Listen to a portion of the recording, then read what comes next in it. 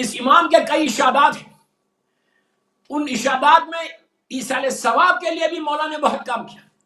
یہ کہا کہ اگر تم دنیا میں کوئی ایسا کام کرو کہ جو تمہاری آخرت میں تمہارے کام آئے. امام کے زمانے میں ایک واقعہ ہوا، وہ واقعہ میں آپ کے سامنے پیش کروں.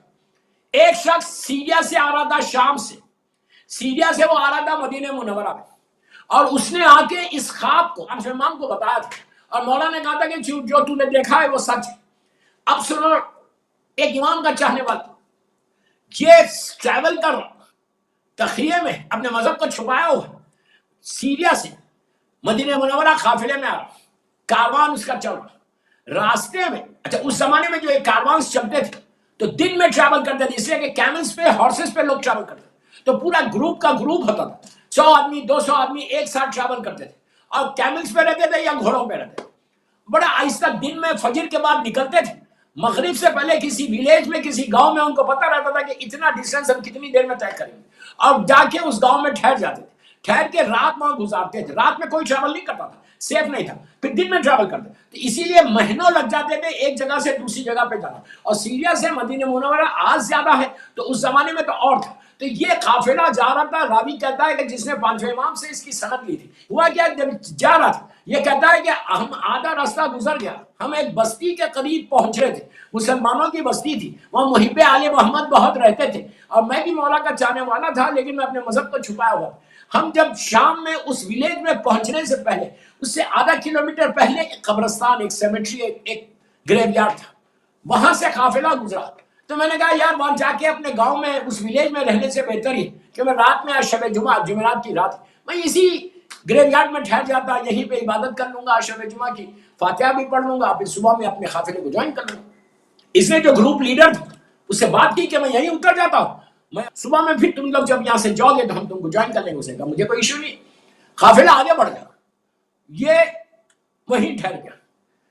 سامنے قبرستان ہے، اور اس نے کہا کہ میں آج رات کی شب جمعہ کی عبادتیں، شب جمعہ کی نمازیں، دعائیں مرحومین کے لیے ہے، تو میں پڑھ لیتا ہوں یہیں بیٹھ کے. اس کو کہتا ہے کہ میں رات میں بیٹھ کے عبادت کر رہا تھا، میں نے کافی دیر تک عبادت کی، جتنا پڑھ سکتا تھا، شب نماز ساری زیارتیں پڑھی، سب کر لیا، کر کے پھر میں وہیں سو گیا. سورہ قرآن کے سورے پڑھے اور وہیں پہ سو گیا. کہتا ہے کہ آدھی رات گزرنے کے بعد، ابھی تہجد کا وقت باقی تھا، میں نے خواب میں دیکھا، جیسا میں خواب دیکھ رہا، ایک ڈریم دیکھ رہا کہ میں اسی قبرستان میں جہاں میں ٹھہرا ہوا ہوں، وہی قبرستان کی جتنی گریوز ہیں وہ ساری کی ساری اوپن ہو گئی. کہتا ہے کہ میں خواب میں دیکھ رہا ہوں کہ جس گریو یارڈ میں تھہرا ہوں وہ گریو یارڈ کے سیمیٹری کے ساری گریوز اوپن ہو گئی. پھر میں نے دیکھا کہ اندر گریوز میں سے ایک ایک مردہ، ایک ایک ڈیڈ باڈی کفن پہنی ہوئی باہر آئی. باہر آ کے اس میدان میں، اس سیمیٹری میں گھومنے لگے. گھومتے گھومتے میں نے غور سے دیکھا کہ میں پریشانی کے ہو کیا رہا. میں اپنے جہاں لیٹا ہوا تھا میں وہیں لیٹا ہوں، بیٹھ کے دیکھ رہا منظر کہ ایک ایک آدمی نکلتے جا رہا اور قبرستان میں کوئی چیز تلاش کر رہے، کوئی چیز ڈھونڈ رہے، سرچ کر رہے. پھر میں نے غور سے دیکھا کہ ایک جگہ پہ مڈل آف دی سیمیٹری میں کافی فلاورز ہیں، خوبصورت فلاورز ہیں، اور یہ جو مردے اپنی اپنی گریو سے باہر نکل کے جا کے وہ فلاورز کے پاس کوئی چیز ڈھونڈ رہے. جس کو مل گیا تو وہ فلاور کو اٹھا رہے، اپنے کفن میں رکھ رہے، بڑا خوش واپس اپنی گریو میں آ جائے. اور جن کو نہیں مل رہا وہ بڑے مایوس ہو کے اپنی گریو میں واپس.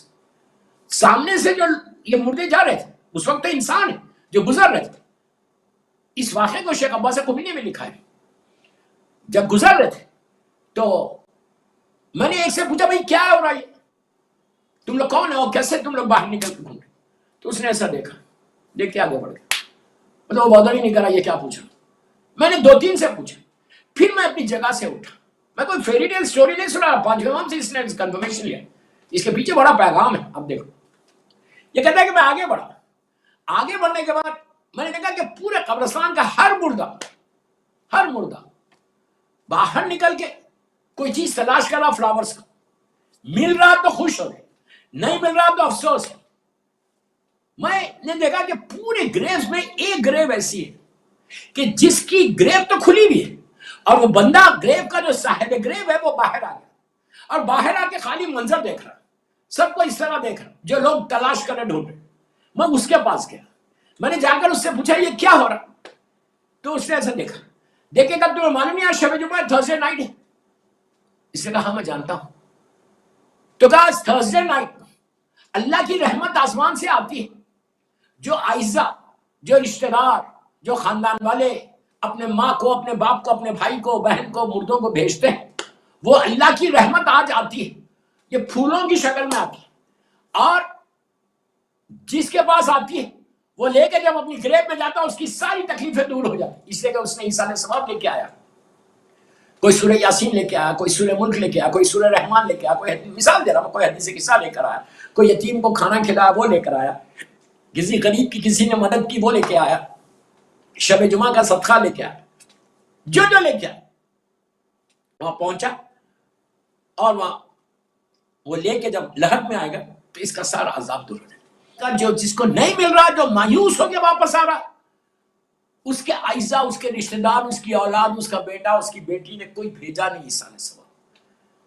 کوئی عیسیٰ علیہ السلام نہیں بھیجا تو بڑے مایوس ہو کے باپ واپس آ رہا. اللہ رحم کرے. ماں واپس آ رہی ہے کہ میں نے بھی اپنی اولاد چھوڑی ہے، نہ میرے بیٹے نے کسی کو صدقہ دیا، نہ بیٹے نے میرے لیے نماز پڑھی. مثال دے رہا، نہ بیٹے نے کوئی زیارت پڑھی میری طرف سے، نہ کوئی اچھا کام کیا میری طرف سے. بڑا مایوس ہو کے وہ واپس آ گیا. اس کو کچھ نہیں، اس کا عذاب ویسی ہے. جن کی اولاد اپنے ماں باپ کو یاد رکھتی، جن کی اولاد اپنے مرحومین کو یاد رکھتی، ان کے پاس راحت ہے. جن کے پاس کچھ نہیں ہے وہ تکلیف میں. جو میں پہلے دن سے بول رہا، 3 سال ہو گئے ماشاءاللہ، مسلسل بول رہا کہ ڈونٹ فورگیٹ یور مرحومین، ڈونٹ فورگیٹ یور مرحومین. یہ مت بولو کہ لندن میں بڑے ریلیکس. اسی لیے میں بولتا کہ مدرسوں کو اسپانسر کرو یار. یو آر سو لکی، تم کو ایک موقع مل رہا کہ تم 72 پاؤنڈس میں، 90 پاؤنڈس میں تم ایک مدرسہ حسین کرا کے ہزاروں لوگوں کو فائدہ، اپنے ماں کو، اپنے باپ کو فائدہ پہنچائے. کتنی ایسی تکلیفیں، کتنی ایسی بلائیں ہیں جو آنے والی تھی رک گئی.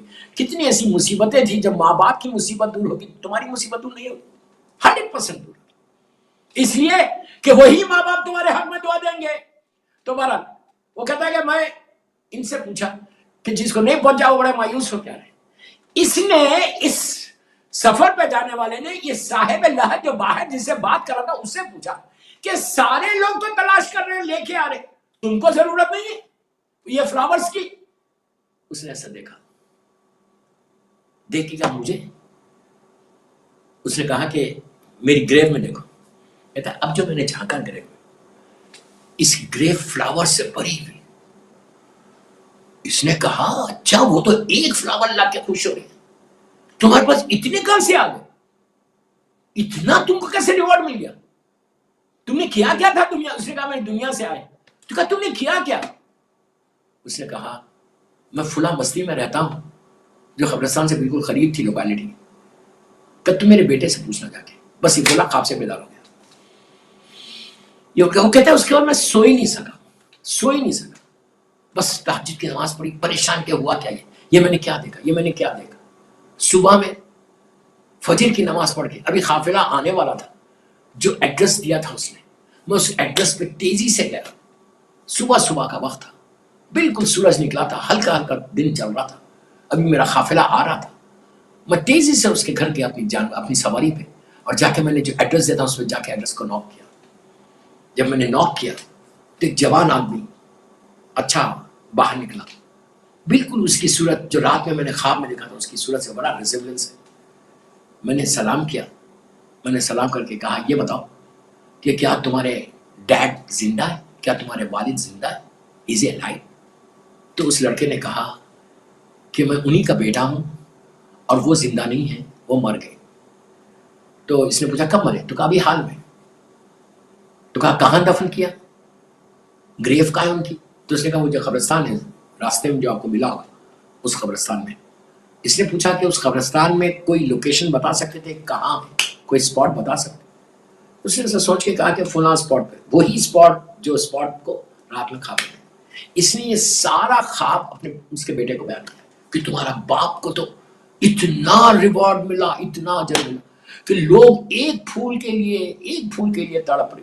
تمہارا باپ کی لحد میں بھرے ہوئے، کیا باپ تمہارا کتنا کمفرٹ ہے کے ساتھ ہے، کیا راحت کے ساتھ ہے.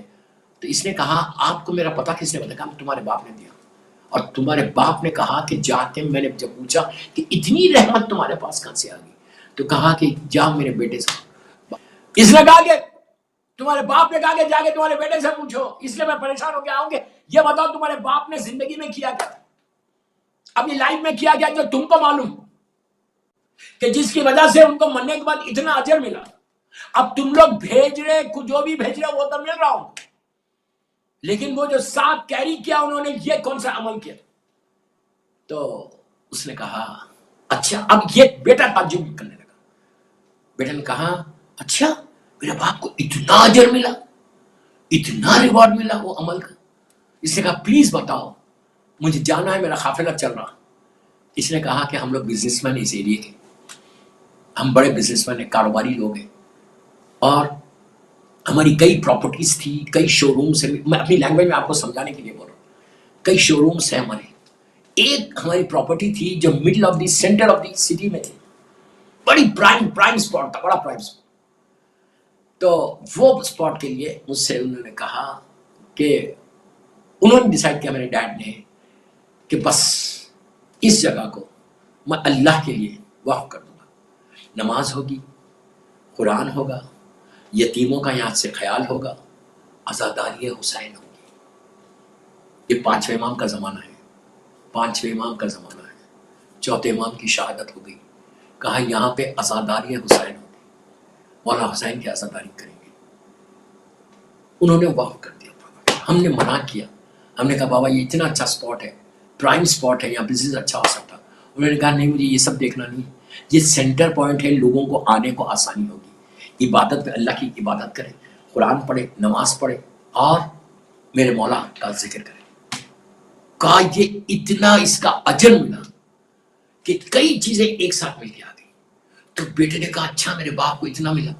یہ جب قافلہ گیا مدینہ منورہ تو اس نے جا کے پانچویں امام سے یہ بیان کیا.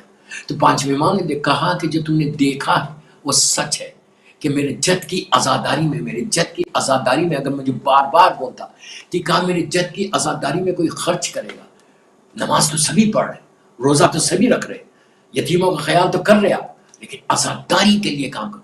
اب آپ کو ایک اور پانچویں امام کی بات بتا دیتا.